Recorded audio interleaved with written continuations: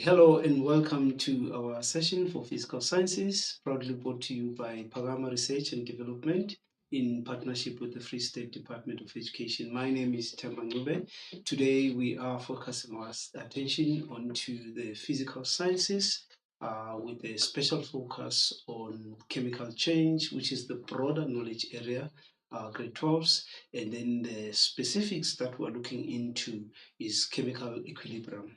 Now, Lennox, just to get us started and set the tone, let's also appreciate the fact that chemical change is by far one of the broadest sections of our paper two, which is chemistry, and it contains a number of subtopics. In the previous weeks, we would have looked at rates of reaction, where we looked at the 5 factors that affect rate of reactions. These are your typical reactions that go to completion, right? So when we mean, what exactly do we mean when we say the reaction goes to completion? It means the reaction moves in one direction from left to right. And once the limiting reagent has been used up, then the reaction stops. And when the reaction stops, we have reached what we call a state of completion. Now, we're taking it a step further where we look at a closed system which has to do with chemical equilibrium. Right. Now, let's look at the objectives. What is it that we exactly want to achieve by the end of today's session, right? We want to be able to explain what is meant by a closed versus an open system. So, if a reaction takes place in an open system, the reaction will reach what is called completion, right? It will reach what is called completion. But in a closed system, we talk about what is referred to as a dynamic chemical equilibrium, whereby there is a reversible reaction. So if the reaction resolves is reversible, it means the reactants forms the product, and equally so, at some point or the other, the products will form the reactants. So in a nutshell, what are we simply saying is that there are two reactions that are taking place simultaneously or at the same time. That simply means that it's a closed system. Hence, we can talk of a reaction or a system rather reaching what is called a state of dynamic equilibrium. So what is of particular interest to us today is to appreciate that a dynamic state of equilibrium can only be achieved in a closed system. And furthermore, the reaction must be reversible. So if the reaction is reversible, it means how many reactions do we have? Two. There is the forward reaction and the reverse reaction taking place simultaneously or at the same time. Right. And then we also want to look at the factors that affect the position of equilibrium. So we need not confuse this with the factors that affect rate of reaction. So in many ways, some factors that affect rate of reaction will obviously affect equilibrium, provided it happens in a closed system. All right. And then we want also to be able to write the KC expressions, okay? The equilibrium constant expression, right?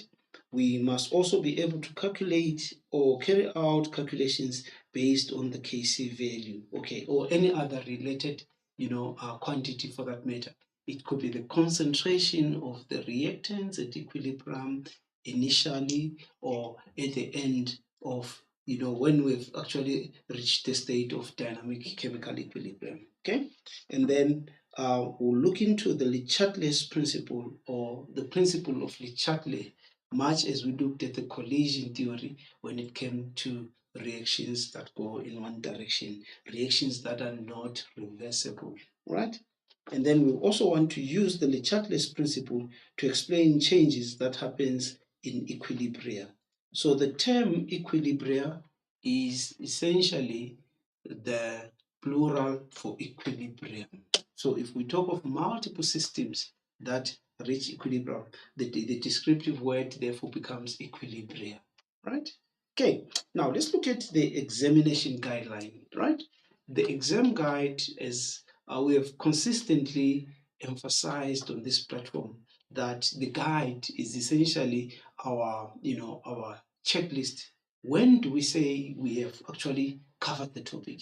We must be able to tick all the boxes insofar as the exam guide is concerned, right? Right. Now, the subtopic is chemical equilibrium and factors affecting equilibrium. Okay.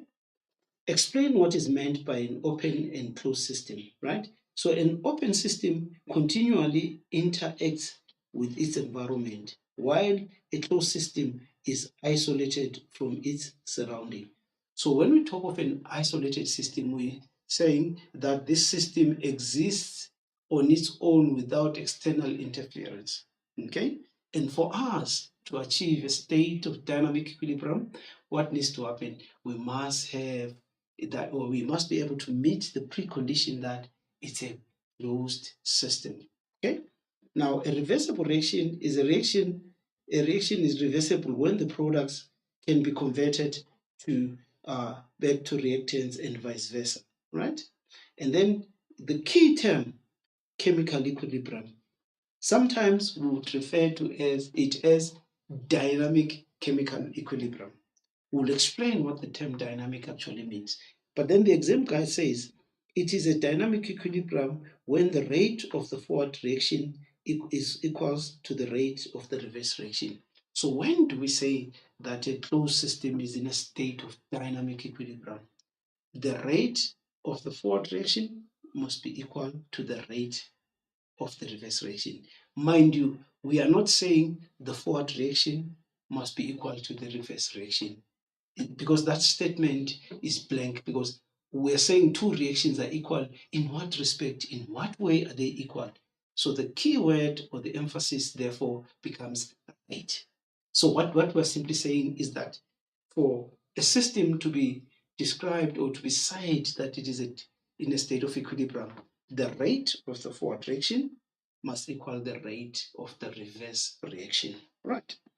Now, why dynamic? So if you describe yourself as a dynamic individual, what exactly does that mean? It simply says to us that you are able to adjust to forever changing conditions.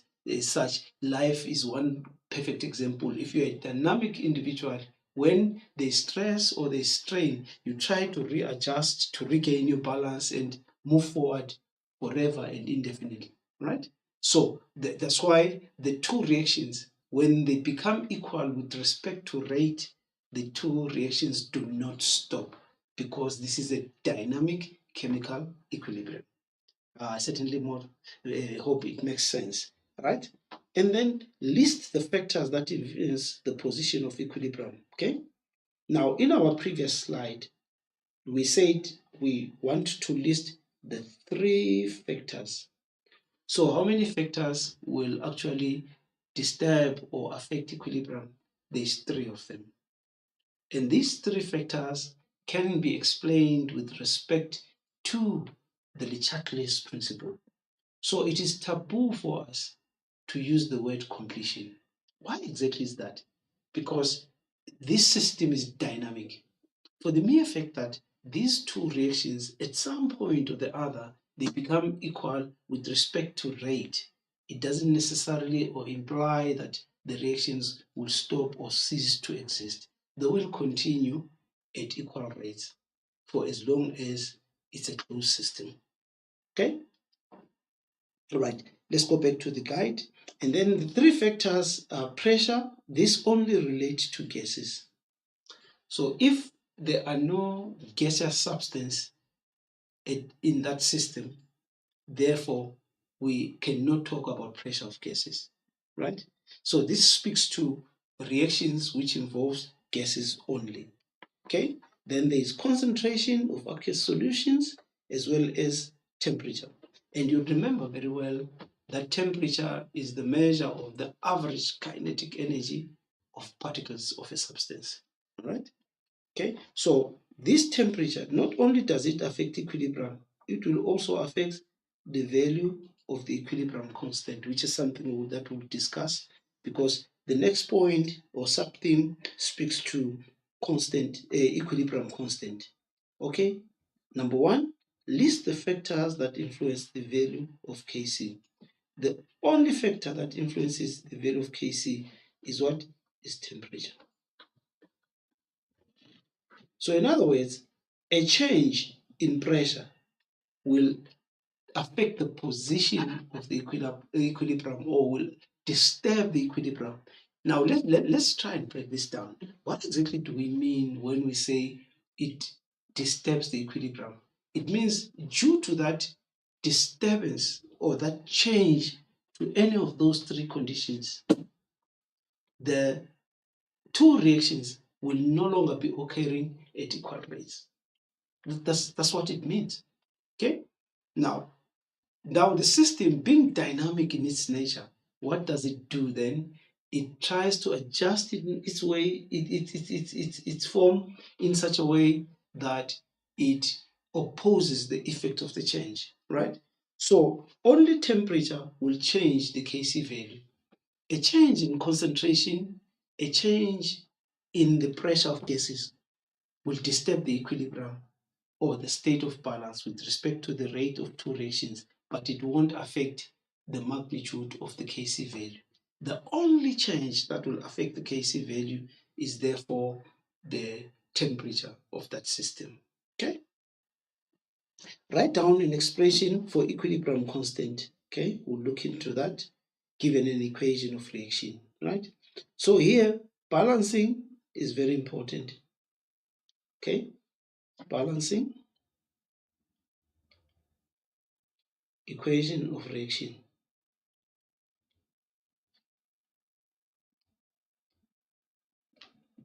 Okay, very important. And then we perform calculations based on the Kc values and explain the significance of very high and low values of Kc. So Kc can either be greater than 1, Kc can either be less than 1, or Kc is equals to 1. What exactly does it mean? It means the Kc value greater than 1 tells us that at that particular equilibrium, under those conditions, the proportion or the concentration of the products is greater than that of the reactants. While Kc less than 1 suggests that at that equilibrium, under those conditions, there is a high concentration of the reactants compared to the products. And then the easiest one, a Kc of 1. What does that tell us? It tells us that there is almost equal concentrations of reactants and product of that system at equilibrium under those conditions. Okay?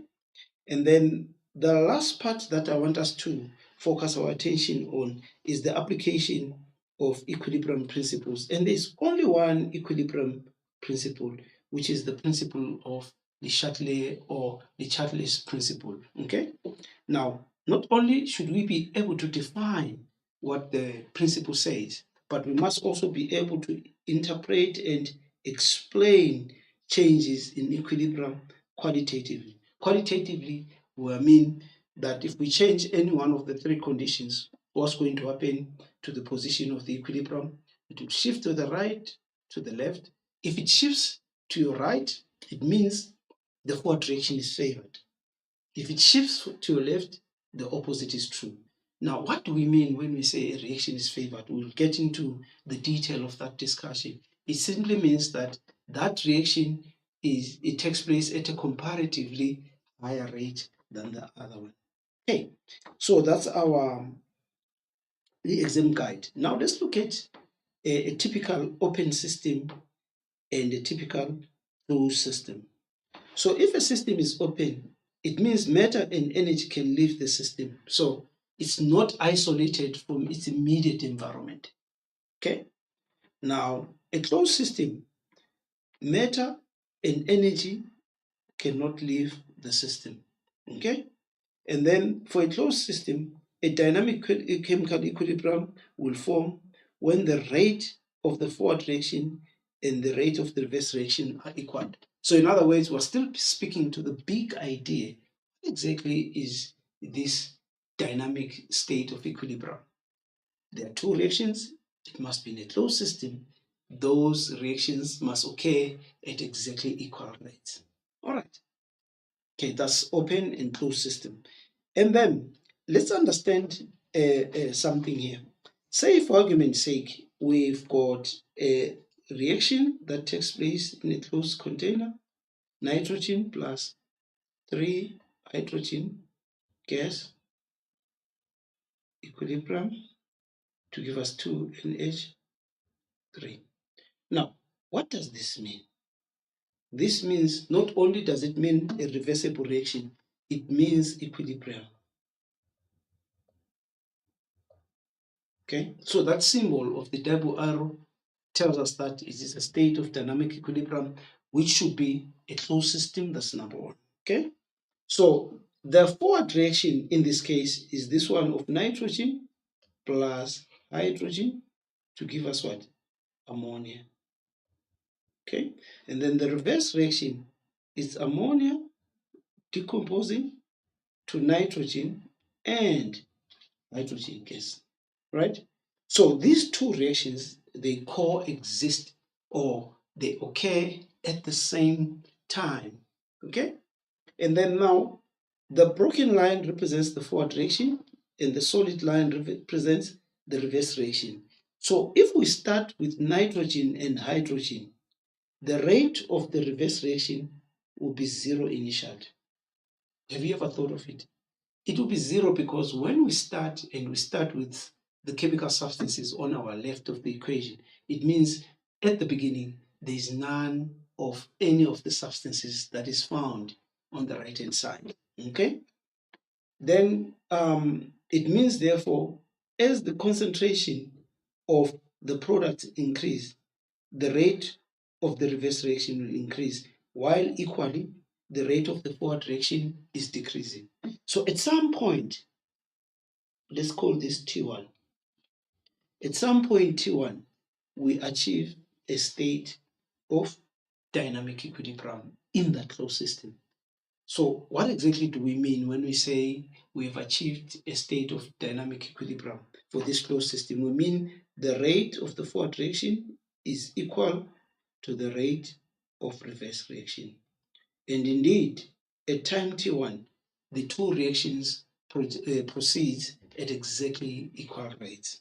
All right. And then let's look at the products and the reactants. Okay. The concentration of the products and the reactants, when they become constant, let's say that's T1. What we mean by the concentrations remain constant, let's break it down. If two reactions occur at equal rates, let's look at this system at equilibrium, the one of nitrogen plus hydrogen to give us ammonia. Now, let's agree, nitrogen gas acts as both a product and a reactant. Okay, let's break it down further. Nitrogen is a reactant for the forward reaction, while the same nitrogen is a product for the reverse reaction. So if we use nitrogen in the forward reaction, as much as we replace it or as much as we produce it through the reverse reaction, it means therefore the concentrations will remain constant. That's why we are saying from this time T1, the concentration of all the substances, they remain constant. That's exactly what we mean. Okay? So constant does not necessarily imply equal. Constant means not changing. Okay? Rates, they are equal. Concentrations, constant. They may be equal, but not necessarily. Okay? And then let's consider the equilibrium of nitrogen plus hydrogen to give us ammonia. So also you'll see that the equation is already balanced for us. So 1:3:2. This is the stoichiometric ratio in which these substances react with each other. Okay, so the system is at equilibrium. What exactly do we mean when we say the system is at equilibrium? We are saying that the system works in such a way that, number one, it's a closed system. Number two, the rate at which the forward reaction occurs equals the rate at which the reverse reaction occurs, right? Now, the following will disturb or affect equilibrium. That's change in concentration of any of these substances, which is your nitrogen, your hydrogen, and your ammonia, right? And then number two, the change in temperature, okay? Then last but not least, pressure of gases. In this case, nitrogen is a gas, hydrogen is a gas, ammonia is a gas, okay? So in other words, this is the homogeneous equilibrium. Okay, what exactly do we mean when we say the equilibrium is homogeneous? We are simply saying that all the substances are precisely in the same phase or same state. All right. Okay. Now, let's look at these factors one at a time. Okay. These would refer to them as the three factors that affect equilibrium. So the three, I want to write a big three there. Okay. So the three tells us that only one of those three factors can disturb or change the equilibrium at any given point. So we want to think of them as the three factors. Okay. If we change the concentration, all right, let's go back. When do we say that a system is in a state of dynamic equilibrium? When all the concentration of all substances remain constant. The moment we change the concentration of any one of them, either by increasing it or by decreasing it, that will result in a disturbance of the equilibrium. Okay, so that's number one. So concentration,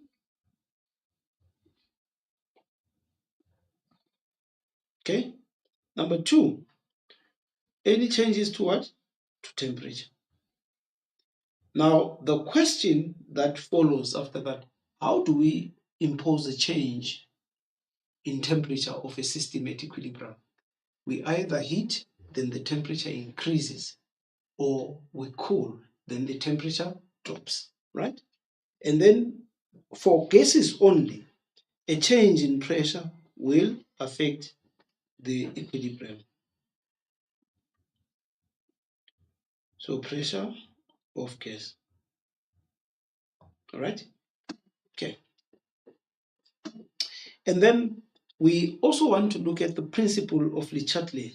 Now, grade 12, what the Le Chatelier's principle proposes is that at any given point in time, we want to appreciate that the system, being dynamic in its nature, what it actually does is that after any disturbance, stress is imposed on it, it will try to readjust to oppose the effect of that change or to get rid of the stress. Let's say, for argument's sake, I add more nitrogen. Adding more nitrogen changes the concentration of nitrogen, okay, in that low system. Then the system must make every effort to use that excess nitrogen so that it establishes a new state of equilibrium. So that's what basically the Le Chatelier's principle suggests. When equilibrium in a closed system is disturbed, the system will reinstate a new equilibrium by favoring a reaction that will oppose the disturbance. So if we add more nitrogen, the forward reaction will be favored. Why? Because the forward reaction, if it takes place at a comparatively higher rate than the reverse, it means we'll end up having a decrease in nitrogen. So while the nitrogen and the hydrogen decrease because they react together, the ammonia must increase. Okay? And then in response to the forward reaction, it's favored. Okay? So the stress is on the left, and then the response is on the right. So what that simply means is that the rate of the reverse reaction will decrease while the rate of the forward reaction increases. By so doing, the system makes every effort to actually achieve a state of dynamic equilibrium. Okay, Now, this is very, very important in the sense that we want to understand that marks are allocated by the examiner, and we need to follow specific guidelines, for us to actually earn those 3 marks. Let's say the question has got 3 marks and it prompts us to outline or explain using the principle of Chatelier how a change in any one of the 3 factors affects the equilibrium and how the system will subsequently respond. So number one, we must identify the disturbance. Our practical example of adding more nitrogen, let's say it's nitrogen gas plus 3 moles of hydrogen gas, equilibrium 2 moles of ammonia, right? That's the case, right? So if we add more nitrogen, the concentration of nitrogen will increase, right? So what caused an increase in the concentration of nitrogen is specifically adding more nitrogen. Okay. Now the system must work in such a way that, because the disturbance was increasing the concentration of nitrogen, now the system wants to do the opposite, decrease it. That's what we mean when we say it opposes the effect of the change. Now, state how the system will respond to oppose the disturbance. The forward reaction will be favored. Okay. So if the forward direction is favored, it means ultimately the concentration of nitrogen gas is going to decrease. Okay, this means that the equilibrium shifts to the right. Okay, so that we can reduce the concentration of nitrogen. Okay, so which reaction is favored for us to reduce the concentration of nitrogen is the reaction of is the reaction that actually uses the the nitrogen more, right? Okay, and then state which reaction will be favored. So in this case, it's going to be the forward reaction, right? And then state the effect on the moles and concentration of the reactant. So if the disturbance was an increase in nitrogen, it means the system will seek to oppose it by decreasing it, by favoring the forward reaction. Therefore, the concentration of ammonia is going to increase. So this is the step-by-step explanation of what exactly happens when we talk about a dynamic system that is at equilibrium and it is disturbed. All right. Now, one more very, very important aspect again is the aspect of the equilibrium constant, which is the Kc, what we affectionately know as the equilibrium constant, which is the Kc. So in that example, Kc becomes concentration of ammonia, okay, squared, Y squared, because this comes from the 2 moles, okay? And then concentration of nitrogen, exponent 1, concentration of hydrogen, exponent 3. So learners, this is our typical Kc expression, which gives us the ratio of products to reactants at that a point in equilibrium under those conditions that are stipulated or that are given. Okay, so there is only one factor that will affect Kc, which is the temperature. Okay, so changing the temperature will not only disturb the equilibrium, however, it will also change the magnitude of the Kc value. We'll investigate such cases when we look at our activities that we're going to do. Okay. Now, we also spoke briefly about the Kc value being equal to 1. Now, the concentration of the reactants and products are about the same, or they are more or less equal when the Kc value is equals to 1. But what if the Kc value is greater than 1? It means there is a higher concentration of product than reactants, because this is the product, okay, and then these are the reactants, okay. Then a Kc value less than 1 It means there's a higher concentration of reactants than the products. Right. Grade 12, having said that, I think we've digested a lot of information. Now, I want us to take a short breather just for 5 minutes, and then when we come back, we'll look at the practical activities and take a discussion in each one of them, and then we'll render feedback. So I want to appeal to you to try these questions when we come back after the short break. See you then.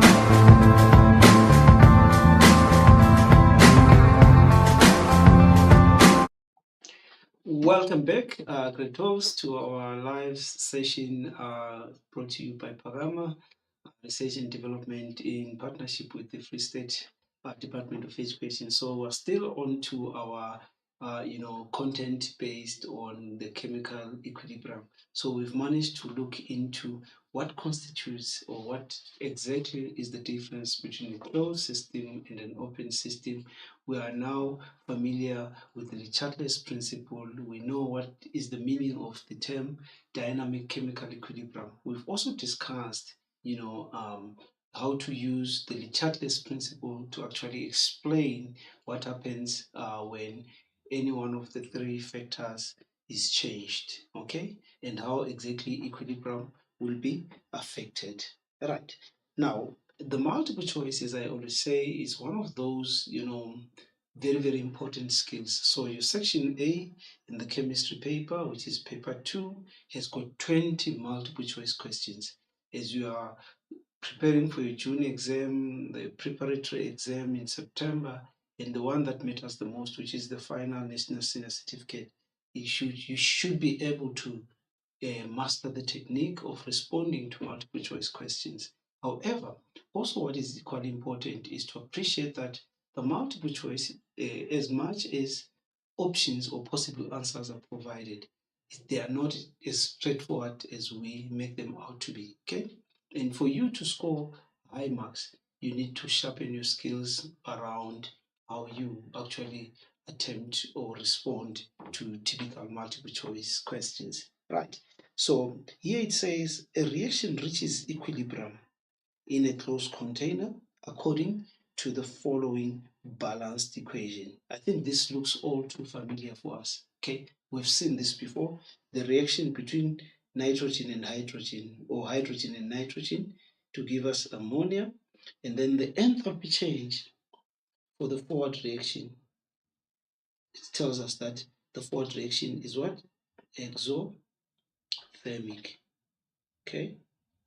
What do we mean when we say the reaction is exothermic? It means that reaction releases more energy than it absorbs. So we normally say it's a reaction that releases energy. Okay? So if the forward reaction is exothermic, it implies therefore that the reverse reaction is endothermic. Okay? And then which one of the following changes will increase the value of the equilibrium constant? Now, this means equilibrium. Okay? It means the rate of the forward reaction is equals to the rate of the reverse reaction, right? Now, we only want one that will increase the value of the equilibrium constant. Now, we'll use this as an example of how we eliminate and ultimately choose the most correct answer in a given case.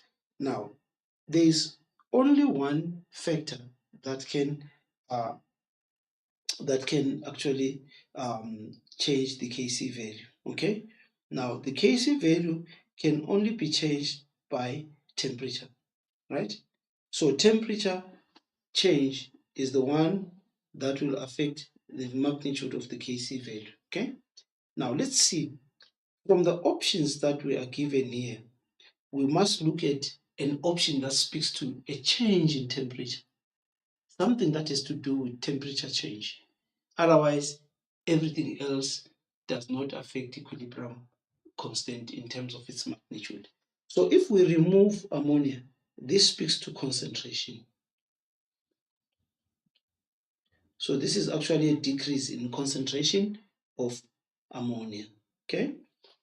If we speak about heating the container, yes, heating speaks to temperature increase. Cooling speaks to temperature decrease. And then D, increasing the volume of the container.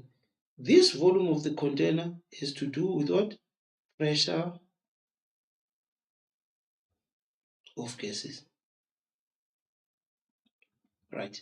Now, this is a homogeneous system in a state of dynamic equilibrium.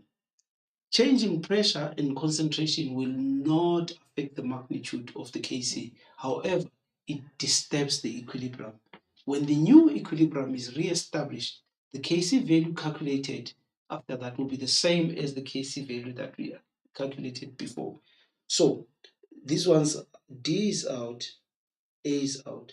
Now we want anything that will increase the magnitude of the Kc, right? So to increase the magnitude of the Kc, from the Kc expression, Kc is equals to concentration of ammonia squared divided by concentration of hydrogen cubed, concentration of nitrogen. Right. Now, anything that increases the yield of ammonia will imply that the forward reaction is favored. Okay, so our equilibrium must shift more to the right so that we have got more ammonia, so that the ratio of the products to reactants increases. So the forward reaction is actually favored by a decrease in temperature. Okay, because the forward reaction is exothermic. Okay, so an exothermic reaction, let's capture that.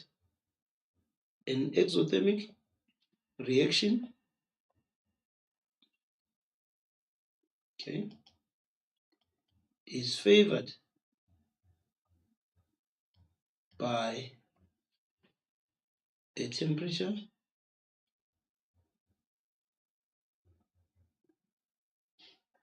decrease. So if we decrease the temperature by cooling, it means the system must do the opposite so that it increases the temperature.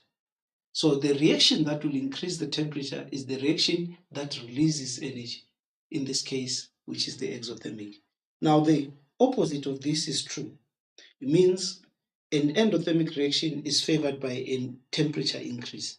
So if we cool the container, then the forward reaction will be favored. Then B will have the opposite effect. So our correct answer in this case is C. So this is a practical example of how you approach the multiple choice. So if you look through our attempt, you'll get a sense of, first we read the problem, the problem statement with an intention to understand before we even answer the questions. Okay? Then once we did that, we managed to eliminate the two destructures, which is option A and option D. We're left with B and C, and then we emerged with C as the most correct answer. Right. Now, I'm going to give you 3 minutes to try this multiple choice question on equilibrium, but it's based on interpretation of graphs. So try your best. Then after 3 minutes, I'll ask you to stop once you are done, and then we will go back and do our feedback and guide each other. These are very interesting questions. I think you are going to learn quite a lot by trying out, so that should you continue to make mistakes, you learn from that experience. So our 3 minutes starts from now. All the best.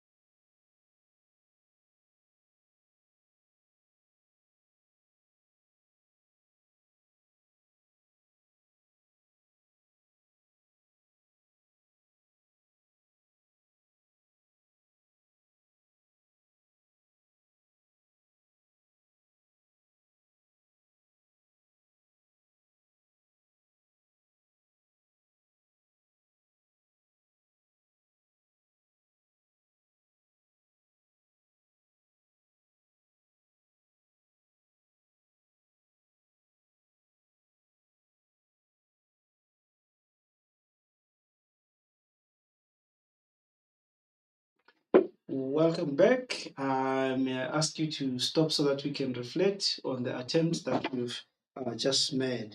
Let's go through the problem statement. Number one, with an intention to understand what's going on. It is until then we can try to look at the questions there. Okay? Initially, a certain amount of P, this is a hypothetical reaction that reaches equilibrium.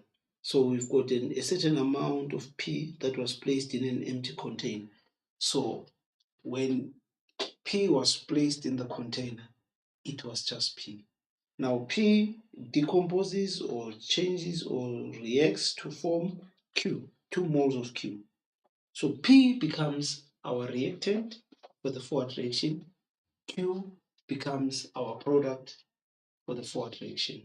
Okay, so as the reaction continues, there is a time where equilibrium is reached. Okay, a time before t. So before this time, because all these graphs they are the same from for the first few seconds there, right?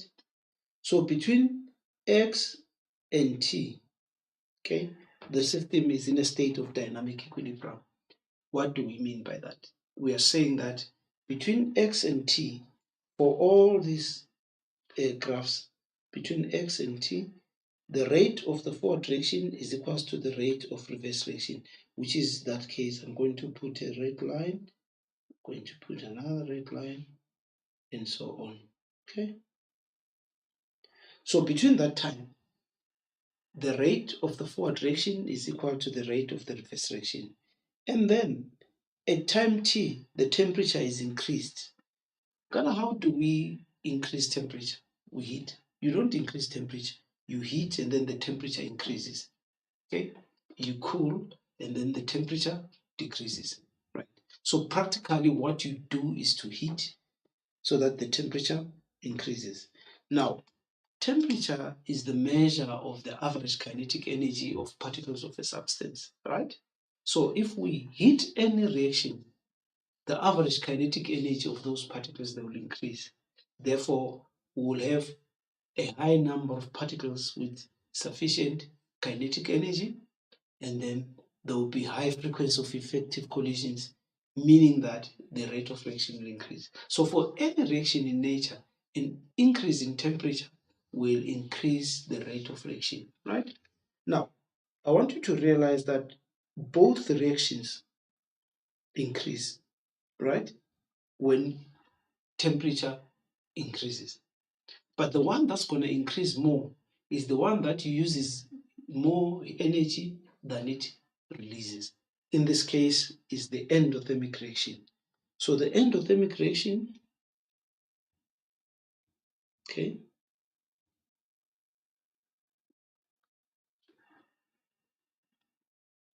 for an endothermic reaction, right, we must know that it is favored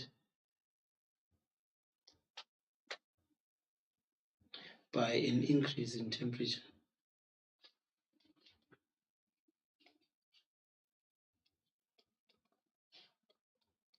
Okay. So an endothermic reaction is favored by an increase in temperature. All right. Now, so let's look at cases where both rates increase. We are not happy with A at time t because the other one increases and the other one decreases at the same time. So that's not possible with an increase in temperature. We expect them to increase, but the one that is endothermic will increase more than the other one in terms of rate. So if we are told that the forward reaction is exothermic, meaning the reverse reaction is endothermic. So which reaction will be favored in this case, right? So the disturbance, number one, okay, so the disturbance is in temperature increase.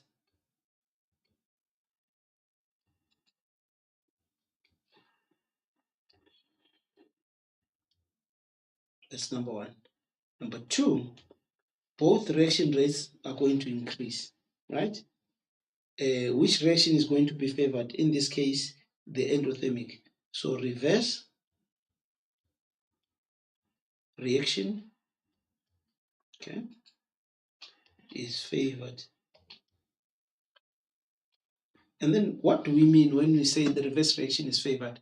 We simply mean that the reverse reaction takes place at a higher rate compared to the forward reaction. Okay, now let's look at this. The broken line represents the forward reaction. Okay, okay, and then the solid line represents the reverse reaction. Right? Now, we want a case where both increase. Here, both increase to the same extent. This is possibly because of a catalyst. Equilibrium was not disturbed because still, when they increase by the same margin and they're still equal. Then it means here a catalyst was added. So equilibrium was not disturbed as a result of that. Okay.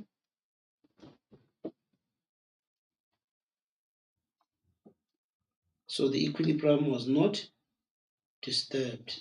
Okay. And then here the forward reaction is favored. Okay. HC. Meaning the exothermic reaction was favored, which is not true. So our correct answer, therefore, it becomes this one, which is option B, because the reverse reaction is favored. Why? Because the reverse reaction is what? Is endothermic. I hope it makes sense. So the skill that is necessary for us to respond to this question, grade 12 learners, is for us to understand that the information given in terms of the enthalpy change or the heat of reaction guides us insofar as the forward reaction is concerned. All right. Okay. Now, I hope this makes a lot of sense, and it shows that we spend quite a lot of time trying to, you know, uh, arrive at the most correct answer by first understanding the problem statement. Then we go on to actually eliminate the distractors and then make an informed choice based on the knowledge that we have. Right. Now we're moving on to activity 2. Activity 2 is a typical question in the long section that captures definitions, explanations, and also your increase, decrease, or remain the same type of a question. So what I'll do, I'm going to give you 6 minutes for activity 2 because 6.1 is just a definition, and with definition, our point of reference becomes therefore the exam guideline. Okay, it's either you know or you don't. And then 6.2 1 and 6.22 are based on the application of the principle of Le Chatelier. So I'll give you your 6 minutes. Start now. All the best, learners.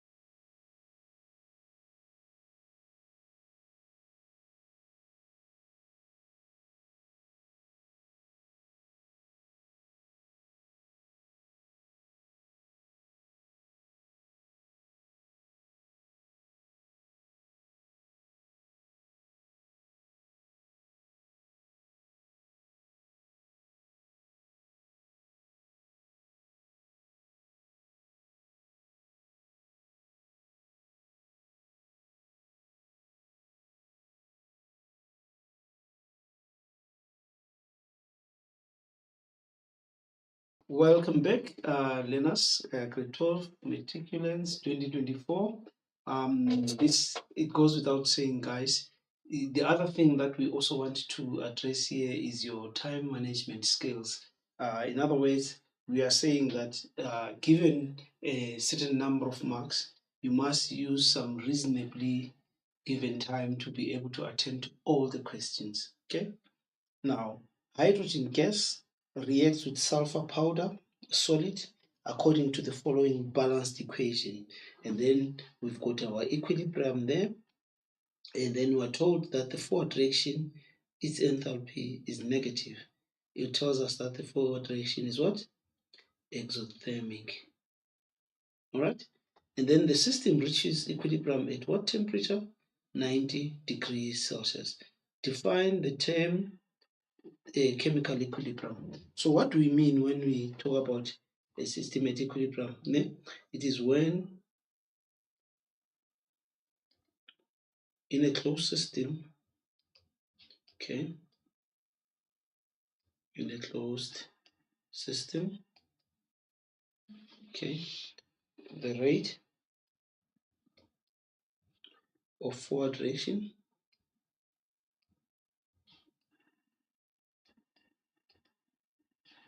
is equal to the rate of reverse reaction, right?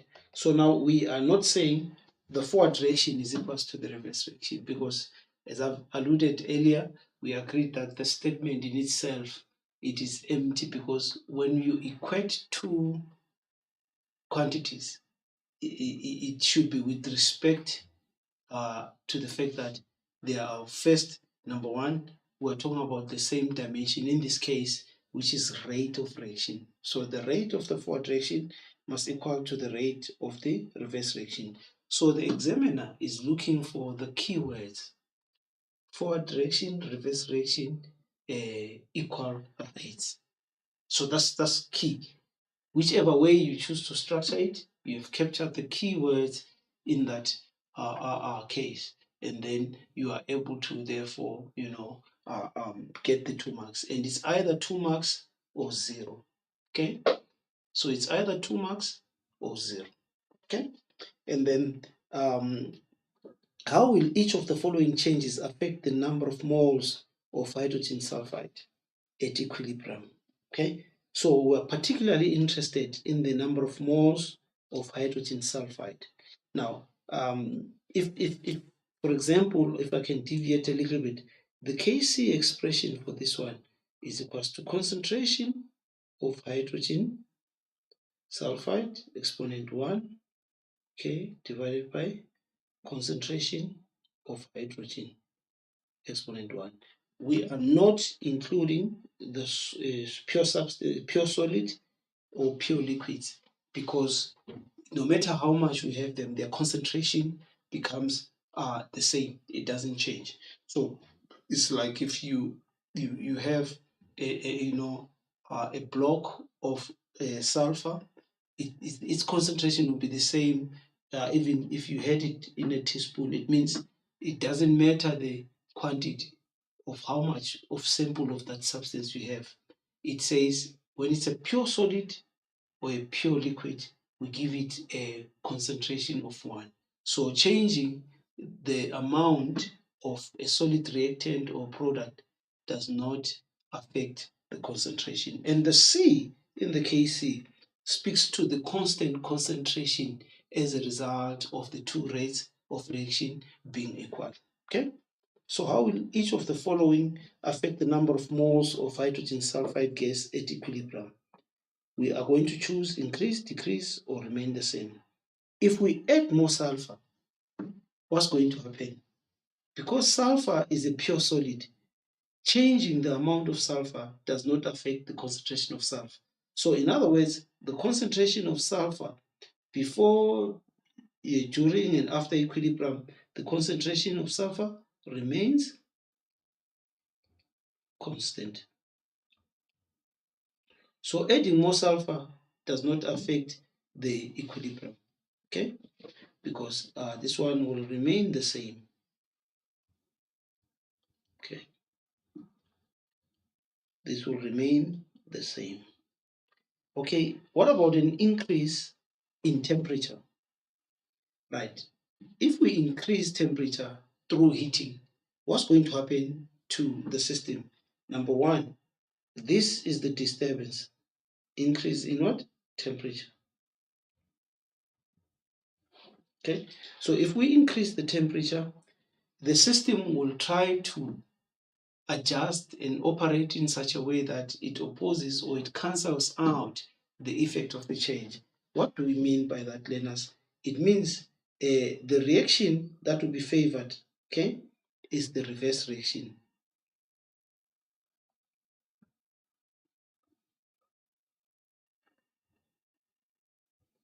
Would be favored. So if the reverse reaction is favored, okay, number three, we are going to have less the concentration or the moles of hydrogen sulfide will decrease, right? So the key word here is decrease. Why does it decrease? Because equilibrium shifts to the left, or the reverse reaction is what? Is favored. So that's why we break down that 4 marks to appreciate that if the reverse reaction is favored, it will result in a decrease in what? Um, Hydrogen sulfide. Why is the reverse reaction favored? It's because it is what? Endothermic. Okay. So if the reaction is endothermic, it will be favored by an increase in temperature. All right. And then let's look at one last activity for today. I'm going to give you, let's say, uh, 4 minutes to try that, because we have seen the term dynamic chemical equilibrium before, so we're not going to repeat that. So in other words, this is also serving as evidence that the most likely asked question on the definition is either you state the Chatelier principle or define what is meant by the term dynamic chemical equilibrium, which is the same question packaged differently, which says define the term chemical equilibrium, right? So I'll give you 4 minutes, the last 4 minutes, for us to actually do 6.2 and 6.3. Your 4 minutes starts now. All the best, learners.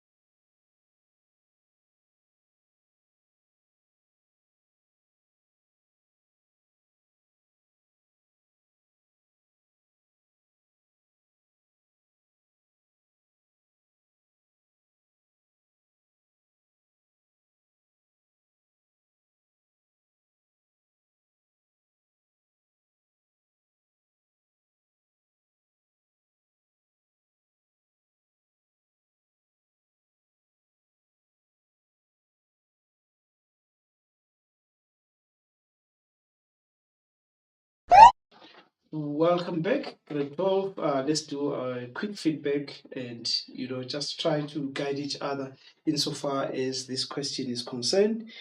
We are given the masses in grams, and remember, these substances they react in fixed stoichiometric ratios. Okay, that's why the equation is balanced. And then it says we are given it's nitrogen, right, plus 3 moles of hydrogen gas to give us ammonia, right? 2 moles of NH3. So we're told that we are given the masses there. They want us to determine the concentrations of both reactants. Which reactants are we talking about? Is the nitrogen and the hydrogen, okay? So we've got 33.6 grams of nitrogen. So we ask ourselves, how many moles do we have, okay, in that? So we can work with the mole because the mole is the SI unit of the quantity of matter. There are many ways to do it, but also equally important, we actually told that at equilibrium there is 65.6 grams of nitrogen gas left inside the container, right? So we'll ask ourselves, if there is 5.6, how much of it actually reacted, all right? And they react in the ratio 1:3, right? So moles is equals to mass over molar mass. So how many moles of nitrogen did we have at the beginning? We've got 33.6 divided by, we go to the periodic table, nitrogen is 14 times 2, which is 28 grams per mole. This gives us what? So if we go to your calculator, 33.6, okay, divided by 28, right? This gives us 1.2. So we started with 1.2 moles, right? Now we're told how much is left. N is equals to, we are left with 5.6, okay? 5.6, okay, over 28, right? Divided by 28. We want to find how many moles are left at equilibrium. We are left with what? 0.2 moles, right? And then how many moles of hydrogen did we have at the start? N for hydrogen is equals to 24 divided by 2, which is 12 moles, right? Now we'll go to our table so that we can work out the moles, because at the end of the day, we want to determine the equilibrium concentrations. So it's nitrogen plus 3 moles of hydrogen, okay, equilibrium, 2 moles of ammonia, okay. So the mole ratio, okay, the mole ratio in moles, okay, it's 1:3:2. So initial mole, okay, how many moles did we have of ammonia, of nitrogen? 1.2, okay. Then we're left with 0.2, right? We started with 1.2 moles, and then we had 12 moles of hydrogen, okay, at the start, 12 moles of hydrogen and 0 of ammonia, okay, and then the change in moles, okay, and then equilibrium mole, all right. So at equilibrium, we know that we had 0.2 left. So there is 5.6 grams of nitrogen left. This 5.6 grams is equals to 0.2 moles. So we're left with 0.2 mole. So if we started with 1.2 and we are left with 0.2, which means we used 1 mole. And then how many moles of hydrogen are we going to need to react with 1 mole? 3 times as much, which is 3 moles, right? Then this will form 2 moles, right? So the ratio of the change in mole is consistent with the stoichiometric ratio 1:3:2. So if 1 mole of nitrogen reacts, it will react with 3 times as much. So for hydrogen, we had 12, right? It changed by 3. It means we are left with 9. Okay. And then with hydrogen, with ammonia, we started with 2. We started with 0, and then it changed by 2, and this change by 2 is an increase, right? Then I will put a plus there, minus, minus, because reactants are converted to products. So we started with 0, now we have got 2. So at equilibrium, we'll have 2. Now the question, if we can go back to the question, it says calculate the concentration of both reactants at equilibrium. So we want the equilibrium concentration, and we are told that the volume of the container is 5 cubic decimeters, right? So if we go back to that, so the equilibrium concentration now becomes C for nitrogen is equals to moles, which is 0.2 divided by what? 5. Okay, right. So if we say 0.2 divided by 5, it gives us 0.04 moles per cubic decimeter. And then the concentration at equilibrium of hydrogen is equals to how many moles of hydrogen do we have at equilibrium? 9 divided by the volume, which is the volume is 5. Okay, right? So 9 divided by 5 gives us 1.8 mole per cubic decimeter, right? And then the follow-up question requires us to calculate the equilibrium constant. How many marks is that?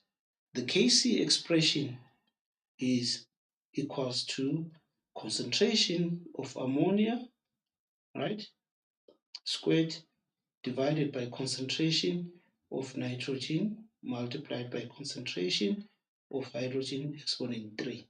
So we can, because this is 3 marks, it's going to be formula. This is the Kc expression formula, and then the substitution. So for our substitution, we go back to the equilibrium moles. How much do we have what's the concentration of nitrogen? It's 0.04. Okay, right? We're going to this is okay. We must first find the equilibrium concentration of ammonia. Yes, because that's the product. Yes, which is 2 divided by 5, which is equals to 0.4 mole per cubic decimeter, right? So if we can go back, then this is 0.4 exponent 2 because it's squared, divided by what's the equilibrium concentration of nitrogen is 0.04, right? 0.04 exponent 1, and then what's the equilibrium concentration of hydrogen is 1.8, right? So if we say 1.8, but we must make this exponent 3. And then for this entire substitution, it's another mark. So the final mark, remember, the Kc value does not have an SI unit, okay? So in this case, we're going to have 0.4 squared divided by 0.04 multiplied by 1.8 exponent 3, right? So this gives us a value of 0.68, 0.69, 2 decimal places. Okay, so that's our Kc value, right? So this is, a simple example of how you'd approach a typical Kc. Take note, we were given masses in grams, but we know that these substances, they actually react in fixed stoichiometric ratios. That's why we use the mole as the base unit or as the SI unit of quantity of substance. Having said that, I just want you to try and, practice more questions on the Kc, the interpretation of graphs. I think we've covered quite a lot of ground, even though it's not the entire scope because of time constraints. So I just want you to go back, try and revise, familiarize yourself elevate your level of confidence so that leading to your June exam, your trial, I think you'll be adequately prepared. Now, because of time constraints from myself, Temba Nube, it's cheers and bye-bye. Have a splendid one.